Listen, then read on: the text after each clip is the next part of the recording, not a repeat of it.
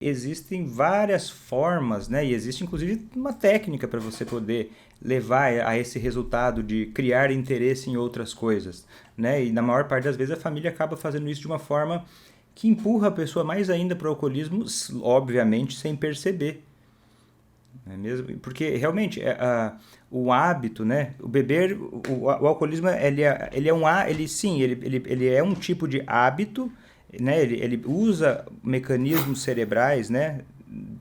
Há partes do cérebro envolvidas no hábito, mas além disso tem mais ainda evidências de que não é só um mau hábito, né? O alcoolismo não é só um mau hábito, ele é uma doença de fato, e por isso que a gente precisa considerar agir estrategicamente, né? Para poder modificar, né? Porque um hábito também dá para mudar um hábito de alguém que você ama, mas tem que ser um jeito específico para fazer isso, né? Não dá para fazer de qualquer jeito, né?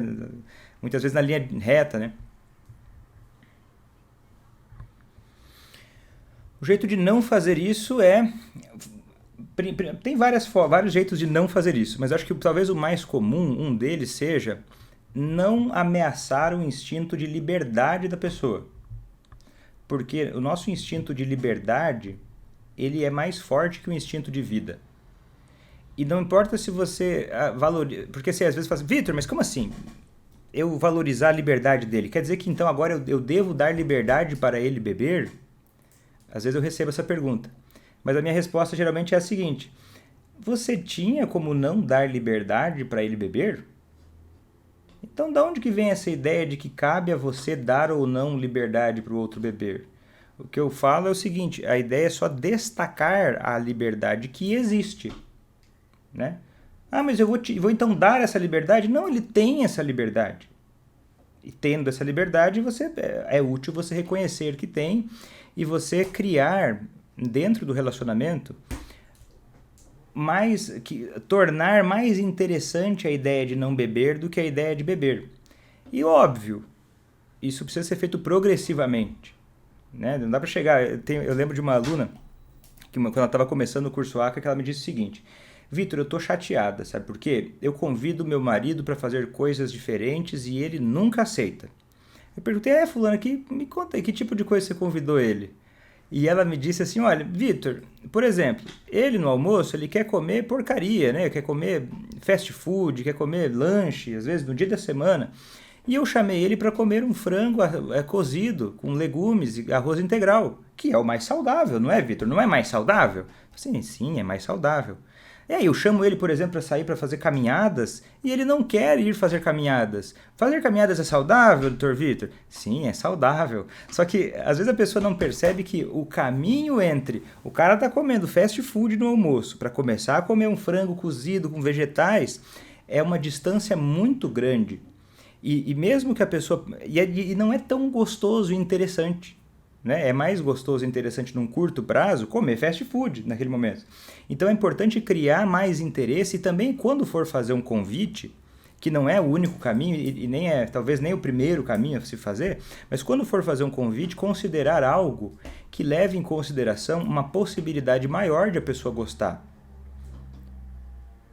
Muitas vezes o relacionamento da pessoa está tão ruim que a pessoa ela já quer resolver tudo de uma hora para outra. Quer chamar para comer uma comida saudável quando nunca conversam. Tá sempre brigando, sempre reclamando de tudo.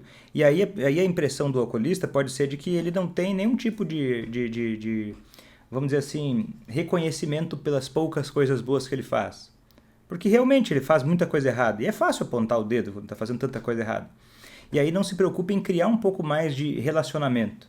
Talvez valesse a pena um dia ir comer porcaria junto com ele para conversar outra coisa, para ir plantando uma semente de um pouco mais de relacionamento, de um pouco mais de confiança, né? Porque precisa existir um pouco mais de confiança para haver abertura para tentar coisas novas, gradualmente. E às vezes outra coisa que é interessante é a seguinte: às vezes fica pensando, tá, Vitor, mas eu chamo ele para fazer as coisas diferentes. E muitas vezes são as coisas que o familiar já tem como hábito que ele gosta. Mas talvez precisam existir uma terceira coisa, uma coisa que nem o familiar faz, nem o alcoolista faz, mas vai introduzir isso como uma coisa nova para, tipo assim, vamos tentar fazer uma coisa nova. Né, Kim? É uma conexão. por exemplo, uma situação que na minha casa aconteceu, na pandemia, ah, uma coisa que eu e minha esposa a gente queria era começar a fazer mais atividades que não envolvessem telas, né? Porque é muito fácil a gente acabar na tela, na Netflix, ver séries, não sei o quê. E a minha esposa gosta de jogar baralho. Eu não gosto muito, não sei, a minha cabeça não funciona muito bem pro baralho, né? Tem outras coisas, mas parece que pra mim é difícil. Eu sofro um pouco, não me divirto tanto quanto ela jogando baralho. Mas jogo um pouco com ela, às vezes até é legal, mas por ela eu jogaria muito mais. E aí, a gente pensando em alguma coisa nova e tal, eu fui lá, aluguei um jogo de tabuleiro. Mas era muito complicado, eu estava me divertindo, ela não muito. O que a gente encontrou em comum? A gente não fazia, nem eu nem ela. A gente começou a comprar quebra-cabeças. Eu não achava que eu ia gostar, sinceramente, mas eu encomendei, a gente começou a fazer isso e era uma coisa no meio do caminho. E a gente gostou, foi legal, isso ajudou a gente a passar muitas e muitas horas. Só que precisou ser algo fora da zona de conforto dos dois, vamos dizer assim. Ainda mais quando a gente está lidando com alguém que está resistente, como alcoolista, a gente fica esperando colaboração antes de colaborar, né? Isso é um desafio e vai colher o quê? Mais resistência ainda, né? E aí começa a pensar coisas como, o problema é só o outro. Quando sim, o outro é um problema, sim, o outro está se comportando de uma forma errada, só que, e aí? Mas o que vamos fazer para mudar isso? Né? Porque o caminho mais fácil é permanecer na posição de vítima. Né? Porque ninguém é obrigado a fazer quem parar de beber. Ninguém é obrigado. E eu não vou na casa das pessoas dizer, olha, coitadinho do seu familiar, faça ele parar de beber. Não, acho que, olha, tem muitas pessoas que vivem com isso, não querem que o alcoolismo leve embora alguém que ama e que quer se envolver para fazer essa pessoa parar de beber. É possível, não é fácil, mas vai exigir uma mudança de si próprio. O alcoolista não vê graça, ele só vê graça na bebida. Tá, mas a gente precisa reconhecer a dificuldade que é a gente se abrir para coisas novas. Para começar a criar um pouco mais de conexão, confiança e abrir espaço para aumentar o repertório de ambos. Todo mundo se beneficia aumentando o repertório de comportamentos.